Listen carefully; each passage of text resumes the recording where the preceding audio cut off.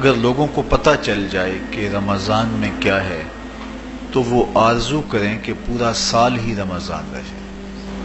اتنی برکتیں اور اتنی رحمتیں اللہ نے اس مبارک مہینے کے دامن میں ڈال دی ہیں۔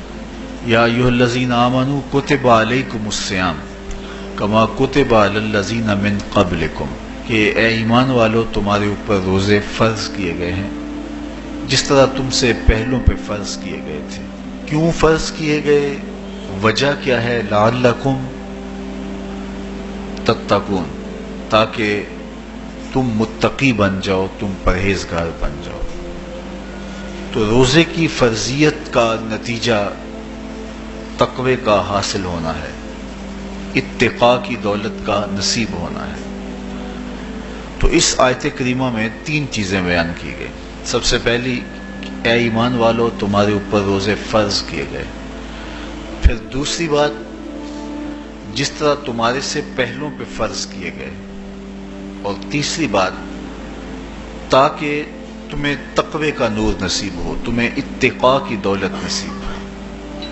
تو ایک تو روزے کی فرضیت کا حکم دیا گیا، اور دوسرا یہ تسلی دی گئی کہ یہ بھوک اور پیاس کی شدت تمہیں ہی نہیں کاٹنا پڑے گی، تم سے قبل بھی لوگ یہ عبادت کرتے رہے ہیں اور وہ اس مشکل عبادت سے تقوی کو حاصل کرتے رہے ہیں، اور تمہیں بھی ہم اس راستے سے تقوی نصیب کرنا چاہتے ہیں۔ علامہ حقی علیہ رحمہ نے لکھا ہے کہ ملک تحمورث ثالث، یہ حضرت آدم علیہ السلام کی اولاد سے تیسرا بادشاہ گزرا ہے۔ اس کے زمانے میں قحط پڑ گیا تھا، تو اس نے اپنی قوم کو یہ حکم دیا کہ ایک وقت کا کھانا آپ کھا لیں اور ایک وقت کا کھانا بچائیں اور وہ قحط زدہ علاقوں میں بھیجیں۔ تو قوم نے اس حکم کو بسر و چشم قبول کیا اور ایک وقت کا فاقہ کاٹ کے اپنے ان بھائیوں کے لیے وہ کھانا بھیجتے جو قحط میں مبتلا تھے۔ قوم کی یہ ادا اللہ کو پسند آ گئی، اور وقت کے نبی پر وحی کی گئی کہ تمہارے اس عمل کو ہم عبادت قرار دیتے ہیں۔ تو حضرت آدم علیہ السلام کے بعد متصل ہی یہ عبادت فرض کی گئی، اور پھر جتنی بھی ملتیں، قومیں اور امتیں آئیں ان میں روزے کی تحسین کی گئی اور روزے کی تلقین کی گئی۔ روزہ اس لیے فرض کیا گیا کہ تمہیں تقوی نصیب ہو جائے، اتقاء کی دولت نصیب۔ اب سوال یہ ہے، کیا تقوی بھوک اور پیاس سے حاصل ہوتا ہے؟ پیاس کاٹنے سے، بھوک کاٹنے سے کیا تقوی نصیب ہو جاتا ہے؟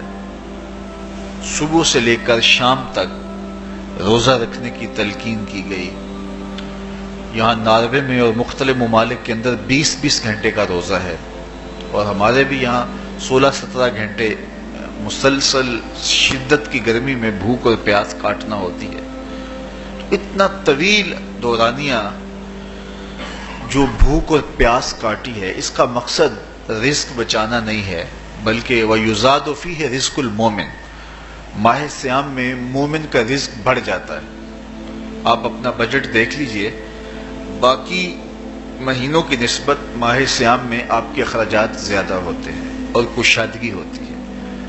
تو یہ کوئی خوراک بچاؤ مہم نہیں ہے، بلکہ رزق تو بڑھ جاتا ہے، لیکن اس کے باوجود 20-20 گھنٹے، 17-17، 18-18 گھنٹے پیاس اور بھوک کاٹنا، اس کا کوئی مقصد ہے تو وہ مقصد قرآن نے بیان کیا کہ اس کے نتیجے میں تمہیں اتقاء کی دولت ملے گی، تمہیں تقوی کا نور نصیب ہوگا۔ Allah. Subscribe now and press the bell icon. Never miss an update.